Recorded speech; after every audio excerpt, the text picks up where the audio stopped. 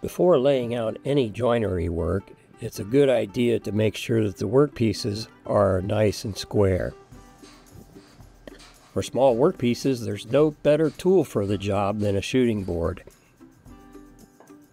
I start by shooting each end of each workpiece.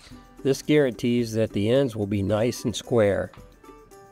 And if the pieces are small enough to fit on the shooting board, I'll also square up the edge grain. The trick here is to pay attention to the grain direction. You want to make sure you're planing into the grain and not against it. You want to plane in the downhill direction, so you'll notice that I changed the orientation of the workpiece to make that happen. A couple swipes with the plane and you're guaranteed a square edge, and you also remove any mill marks that might be on the workpiece.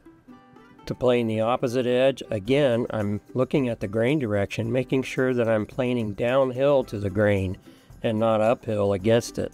Planing against the grain almost guarantees that you'll get some tear out where it's pulling off chunks of wood instead of giving you nice clean shavings. Here I'm squaring up the second workpiece. Notice that I slide the workpiece until it contacts the sole of the plane, and then I take a few strokes to square up the end.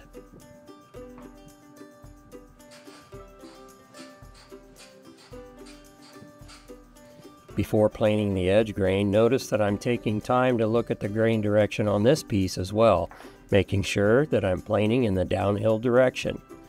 A few swipes on each edge to square up the edge and to remove any mill marks.